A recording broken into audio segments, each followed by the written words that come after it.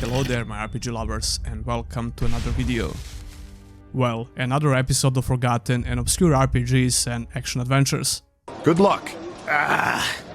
If this is your first time watching and you don't have a clue what I'm talking about, this is a series of videos where I try to find some interesting and, as the title suggests, forgotten RPGs / action adventures. You guys have been extremely helpful with all the suggestions for games that I could cover in these videos. I already had a very big list of games that I want to cover, but you made it like 5 times bigger and I'm seeing new suggestions every day. If you haven't watched any of my previous videos in this series, you are more than welcome to check them out. But of course, there is nothing wrong if you want to start with this one. Enough, I'm not here for sex. Anyway, I think you get the picture, so let's get straight into it, shall we? Number 5. Game of Thrones. I'm leaving for King's Landing in order to request an audience with the Queen. The first thing that comes to your mind when you hear the name Game of Thrones, well, that could be a lot of things, but I'm pretty sure words like forgotten or obscured is the last thing you would think of. However, this game had a very quiet release back in 2012. Maybe it's because the game was developed by a not so well-known studio with almost no marketing budget. Even so, I think there should be a lot more interest for a Game of Thrones RPG. Although I need to remind you that this was in early 2012, so Game of Thrones was not exactly at its peak, but still, it was pretty popular even back then. Whatever the case might be for the underwhelming interest in this game, Cyanide Studio released a Game of Thrones RPG that nobody played. A one-on-one will be enough to satisfy me. I remember the first time I heard about this game from a gaming magazine I used to read back in the day. It was kinda fun collecting these things and yeah, I'm a boomer, shut the hell up. Anyway, Cyanide Studios got the rights for this IP, and they actually got George R.R. Martin himself to be a consultant on the game's script. So I guess it's not a coincidence that the only redeeming factor of this game is the story itself. What can I do for you, handsome? Unfortunately, even the story itself won't give you a lot of reasons to consider playing this game unless you're a huge fan of Game of Thrones IP. The lack of budget was very obvious, which heavily affected the quality of the presentation. The underwhelming presentation makes the story a lot worse than it should be. My lot kept out of it from the start. I don't give a damn. You've been a pain in our asses for far too long. Speaking about the story, you get to play as 2 different characters, Mors Westford and Alistair Sarwyck. This game is divided by chapters, and at first you get to switch between these characters whenever the chapter is done. But as the story progresses, you get to control both of them at the same time. They're actually close friends. The story starts with Mors chasing down a deserter from the Night's Watch. After this cutscene, the game allows you to control Mors in a couple of different ways. Game of Thrones doesn't have a character customization because you get to play with these 2 well-established characters. However, you can choose different playstyles, improve their skills and stats, and acquire new gear. But the gameplay leaves a lot to be desired, to say the least. Game of Thrones plays like a CRPG with real-time pause from the third-person perspective. What has to be my biggest gripe with the gameplay is the party members, or the lack of them. A lot of chapters only allow you to control Mors or Alistair, which makes the combat encounters extremely boring. It feels like a streamlined CRPG with very slow-paced combat. Maybe it looks similar to games such as Baldur's Gate, Neverwinter Nights or Pillars of Eternity, but it's far from that, trust me. Don't let this game fool you, this is not exactly a party-based CRPG. Well, not in a traditional way at least, you only get to control 2 characters at once, and even that only happens in certain chapters. There are a lot of chapters in the game where you only get to control one of these characters, which makes the combat even worse. CRPGs with real-time combat and tactical pause should strive to be just that, tactical. If you ask me, the whole appeal to that combat system is how you choose to approach different combat situations and how you build your characters in the party. They usually allow you to micromanage every move your character takes, if you desire, with an insane amount of customization for each character. Game of Thrones has some of that, but it feels very clumsy and not fun at all. Even the weapon hits feels like they lag for some reason.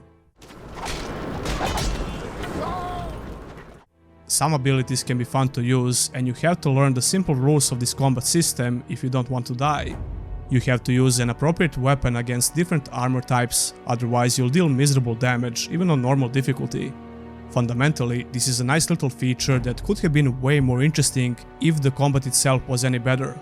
Come to think of it, this game kinda reminds me of Witcher 1 in a way. It has a really good story, with pretty bad gameplay and mediocre presentation at best. Although Witcher 1 managed to create an amazing atmosphere, and I can't say the same about this game. Blackbeard, that's Alistair Sarwick, one of Chataya's old lovers. Oh, intriguing. Do you think we can... Of course, if he wants it, but someone has to do it with him. Actually, I take that back. This game looked very outdated even when it came out in 2012, let alone today, and the environments you're going to explore look extremely generic.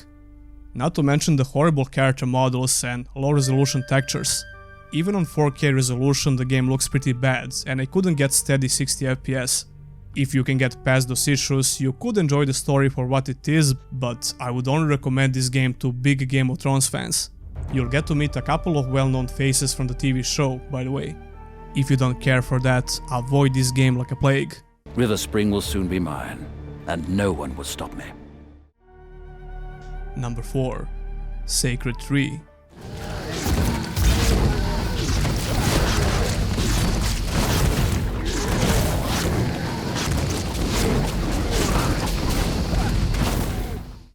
If you're watching other videos on my channel, you probably know that I recently made a review about this game.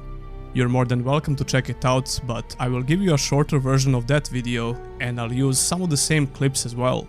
Sacred Tree basically destroyed a unique Diablo-like franchise because it went in a totally different direction. Everything that was established in previous games was scrapped, and this game had a different developer. It has very light RPG elements and almost non-existent character progression and customization.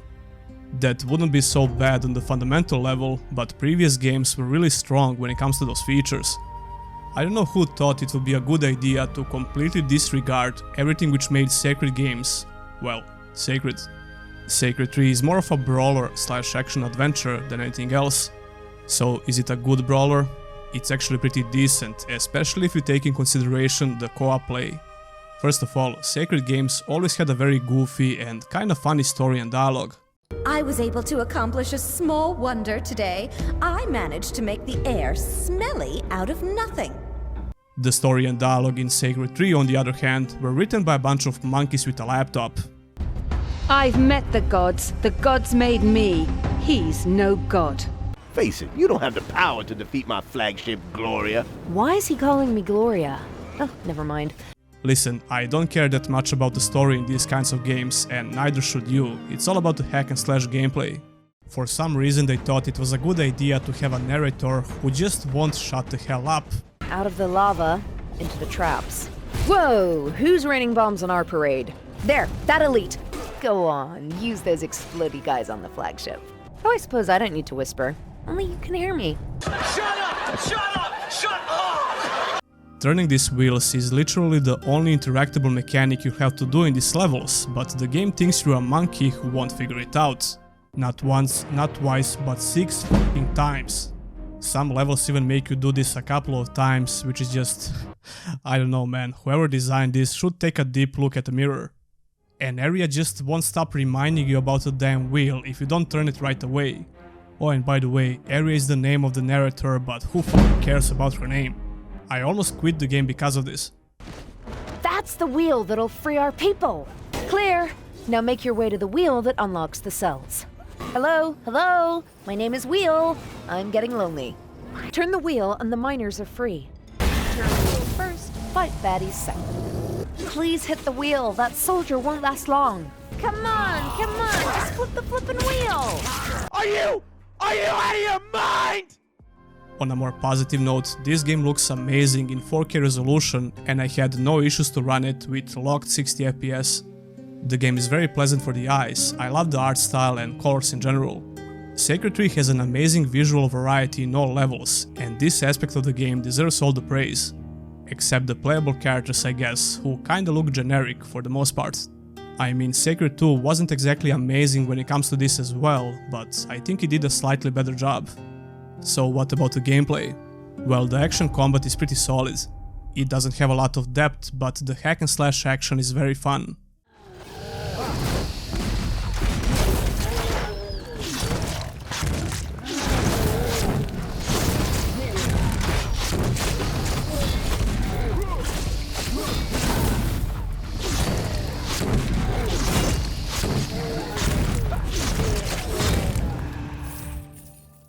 I beat the whole game with the Barbarian in single player, then I started playing local co-op with my girlfriend with a ranged character.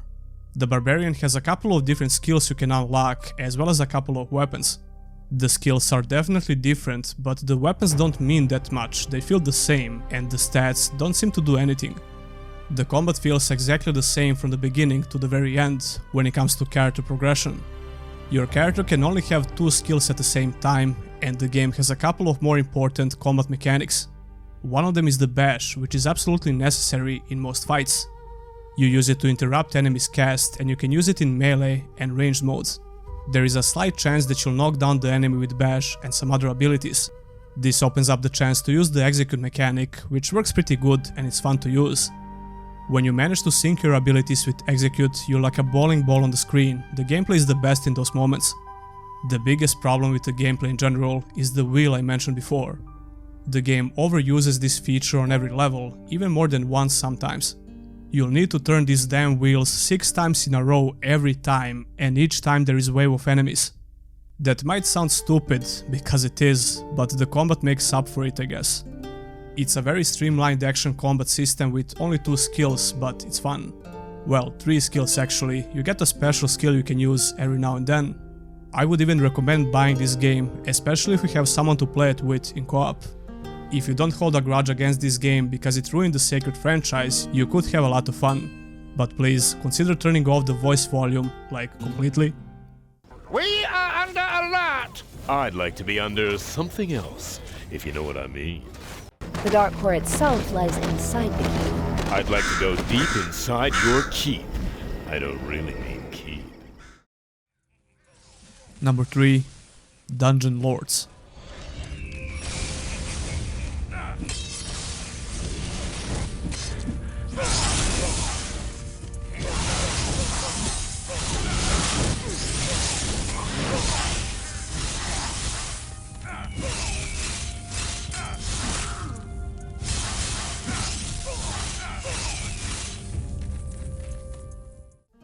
Dungeon Lords is an old-school action RPG, originally released in 2005, and then again in 2006, 2012, and 2015, which is the only available version nowadays on Steam.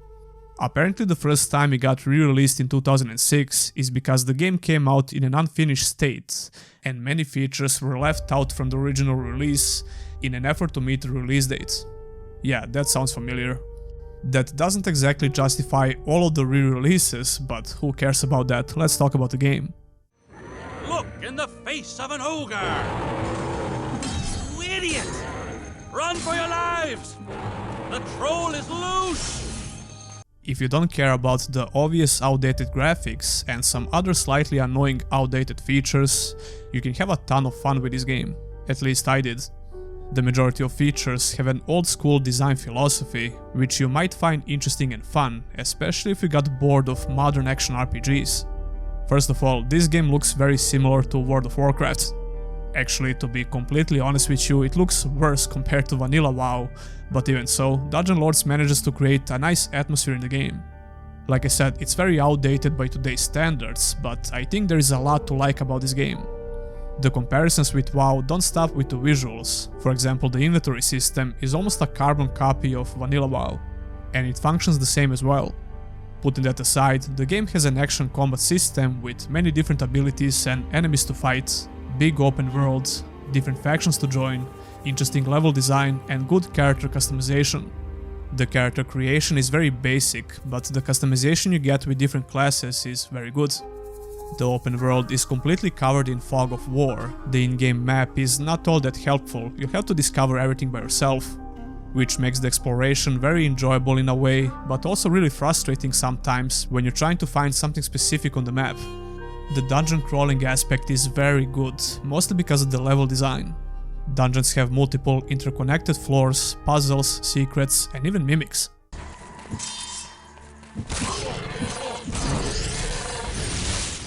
Yeah, Dark Souls didn't invent those things, by the way. The only problem is, a lot of assets in the game look the same, which can be very confusing sometimes.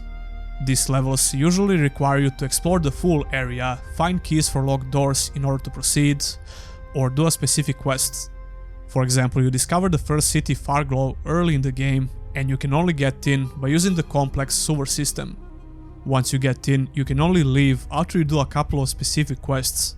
Speaking of quests, this game doesn't have any quest markers or pointers, you have to discover everything by yourself. You only get some basic instructions and that's it. When it comes to the story, the intro cutscene tells you about Lord Davenmore and his enemy, Lord Barogrim. They both have powerful wizard allies and one of them was recently slain, which gave the advantage to Lord Barogrim.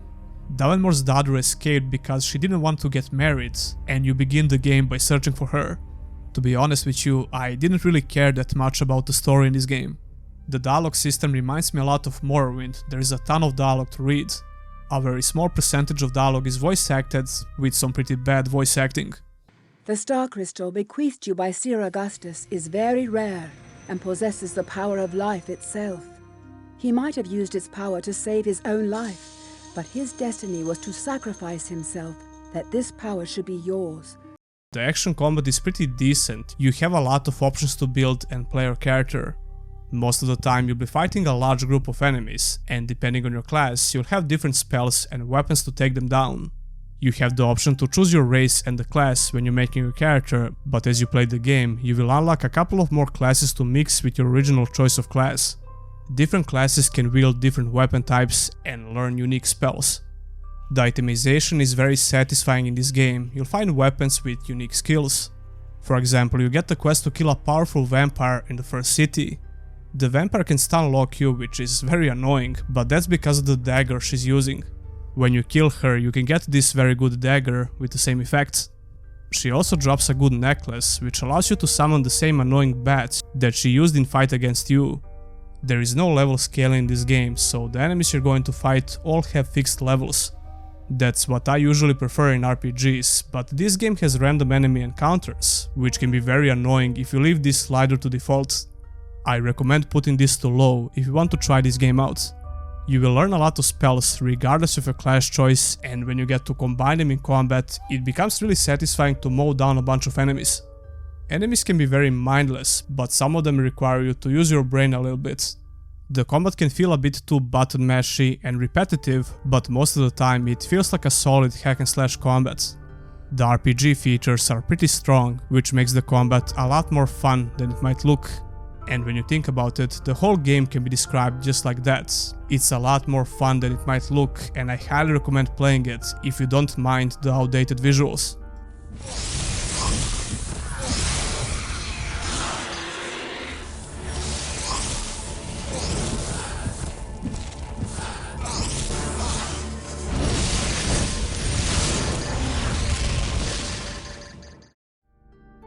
Number 2. Heavenly Sword. With every age that comes to pass, there is one born to greatness,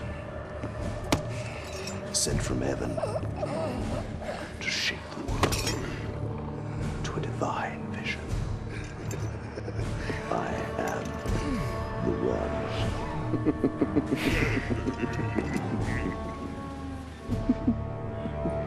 So where's the sword? Heavenly Sword was a PS3 exclusive which came out in 2007. I never heard about this game before until I saw it on the PS5 store. You can play this game on your PS5 only if you have the premium subscription. That's exactly how I started playing it, but I quickly dropped it because it works like a damn slideshow. So I decided to run it on PC with the emulator, and I lost about 5 to 6 hours trying to set it up properly. And even then I had a lot of crashes, which made the whole playthrough very annoying. There is a lot to love about this game and quite a few things to hate. First of all, the characters in Heavenly Sword are very bizarre and disgusting, but surprisingly interesting. Daddy! Bastard son. I was blown away with the quality of lip sync and the general visual quality of character models in this 2007 PS3 game. It's not just about the cinematic cutscenes, which are great by the way. There are in-game cutscenes which are equally impressive in terms of facial animations and the presentation in general.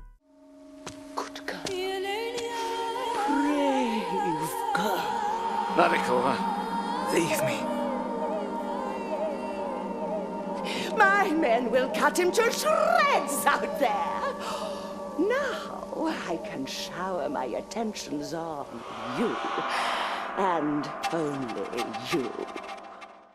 You play as a character named Nariko, and you have to protect this sword by all means from the evil King Bohan and his minions. Nariko has a little sister, who is pretty weird by the way. She's a good character though, and you will play some missions in the game with her. Their father is also one of the main characters in the game. Heavenly Sword has some cookie cutter bad guys, but all of them are well acted with some very good voice acting. Some of them have very annoying voice acting, but that was the whole point of this character, I guess. Of course, the right price, sire. Like I said, there's some very bizarre things going on with these characters. I mean, just take a look at this, please. Steady. What have I told you about calling me that word? It's bad enough seeing you blot out the sun each day without being reminded that you sprang from my youthful and exuberant loins. Sorry, Daddy. On the other hand, this is exactly what makes the story more interesting, if you ask me. All of these characters have over-the-top evil bad guy performance, but I think it's entertaining. As for the gameplay, my first impressions of it were not that good. This was partly because of the very bad frame rate on PS3, but still, the combat felt really stiff to me. You can't rotate the camera like in a traditional third-person game, you can only pan it to the side with shoulder buttons, which is pretty useless. This makes controlling your character more annoying than it should be, but the combat moves are snappy and responsive. You have a dodge button that you have to use frequently, but for some reason they thought it was a good idea to map it on the right stick. Heavenly Sword is a hack and slash action game that kinda tries to be God of War when it comes to some features, but it's nowhere near as smooth as older God of War games. As you progress through the game, it becomes a lot better and pretty enjoyable when you get the hang of it. I just think it starts off really rough. The Heavenly Sword is your main weapon and it gives you a couple of different fighting styles. The game does a decent job with introducing you to the core mechanics of the combat. You have 3 styles of fighting with the sword and you'll have to use them all in certain situations, either for attacking or blocking the attack. All of that is well presented to the player with different colors of enemy attacks. All boss fights also rely on this mechanic as well. The combat animations are pretty good, and when you get used to the controls, it becomes very enjoyable to kill a bunch of enemies. Even though the enemy AI can be brain dead, and most of them are just standing there, waiting for their turn to fight you, like in old kung fu movies. Speaking of bunch of enemies, this game was really ambitious with the number of enemies they tried to put on the screen. You will usually see dozens or even hundreds of enemies on the screen at once. Most of these set pieces are not scripted, these are actual character models being rendered in real time.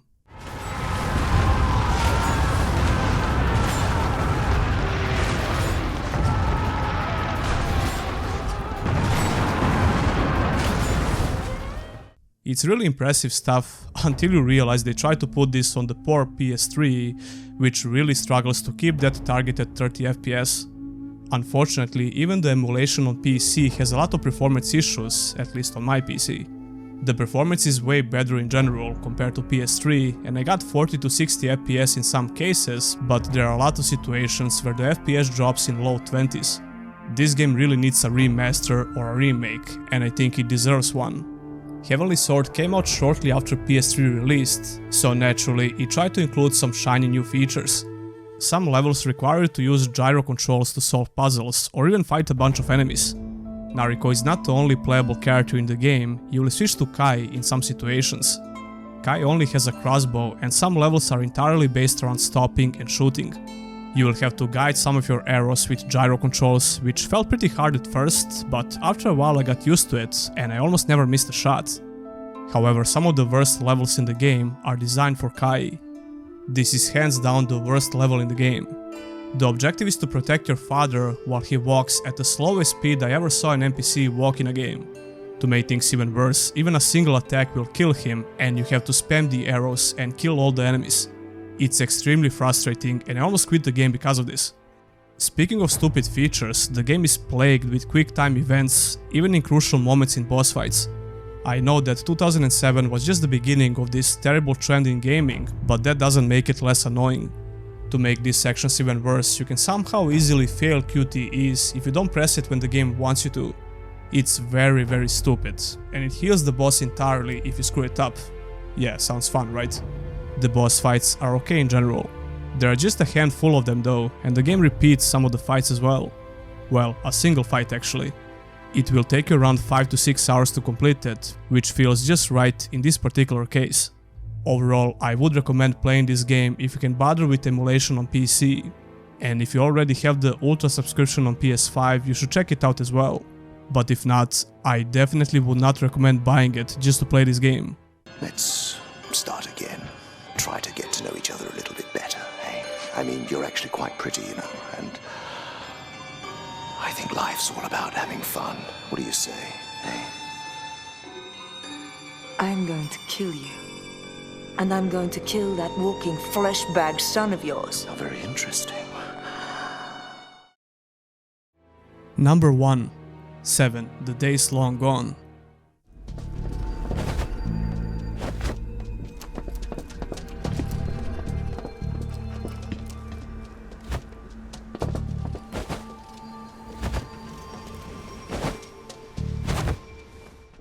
Seven: The Days Long Gone is a unique action RPG from 2017.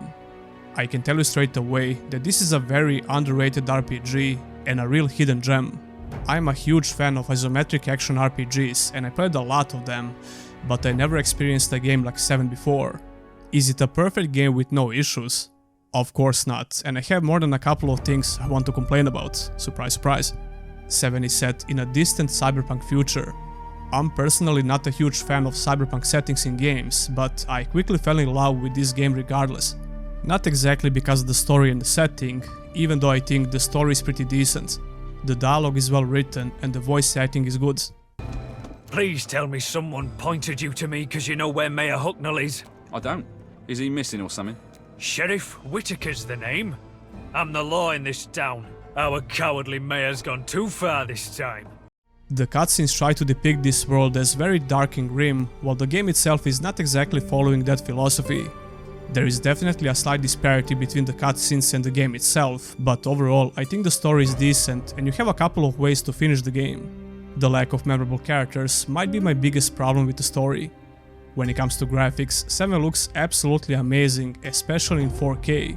Unfortunately, I had to drop my resolution on PC to Full HD because I just couldn't get steady 60 FPS on 4K. This is not exactly the game's fault, my PC is pretty average for today's standards and I can usually only run older games in 4K resolution. The game works great on max settings and Full HD on this PC, so take that as a frame of reference if you want to get the game on PC. If not, you can also get it on current gen consoles as well, and I might pick it up on my PS5 just because of that 4K resolution. The visuals in this game remind me of Borderlands, in a way, probably because of the cel-shaded cartoony art style. I was blown away more than a couple of times with the impressive distant terrain and the insane verticality of this open world map. But we'll get to that soon. You play as Tyrael, a master thief who ends up on an isolated prison island called Pech. Tyrael got possessed by a demon and he will be your guide for the whole game. They usually have a fun back and forth dialogue. Of course not. Why do you assume we are to blame for all the ill in the world? I don't know. Perhaps it's the fact that you possessed me and brought me to this shithole. The island of Pech has a couple of big rules. You have to acquire different visas in order to explore major populated areas without being attacked by the guards. You'll mostly explore this open world by foot, but there is a fast travel system which needs to be unlocked at specific points of the map. The exploration is stellar in this game. The open world in 7 has phenomenal verticality, which wouldn't be that impressive on its own. What makes it amazing is the great parkour system, which allows you to seamlessly climb and jump all around the map. It's almost like you're playing an isometric Assassin's Creed game.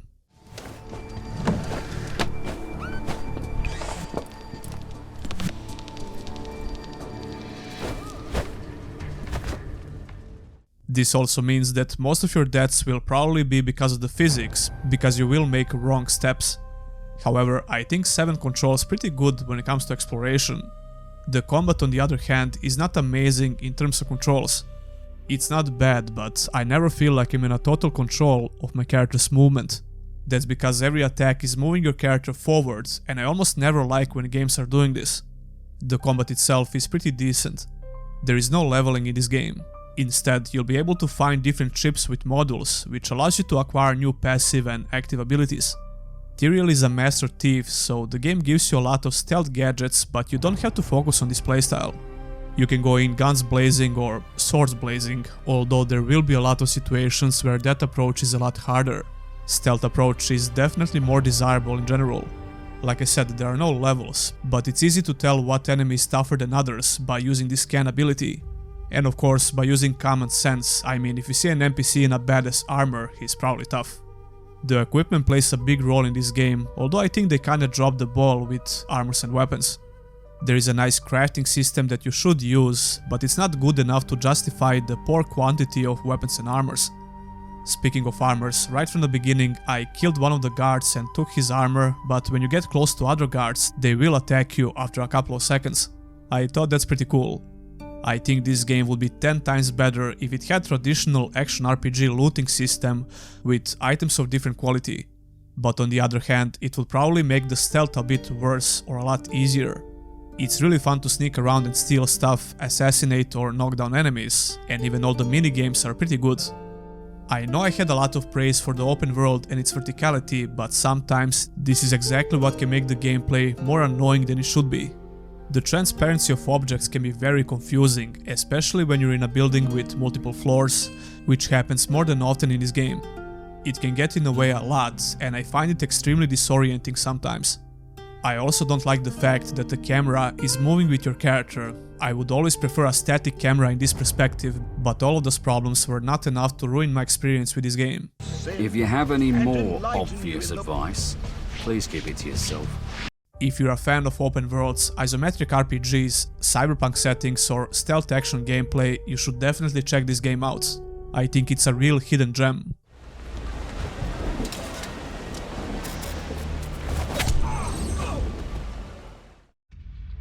Tell me what game looks the most interesting to you and why. Have you even heard about any of them and maybe even played them? Leave a comment down below. I'll have GOG links for some of these games if you want to buy them on the platform.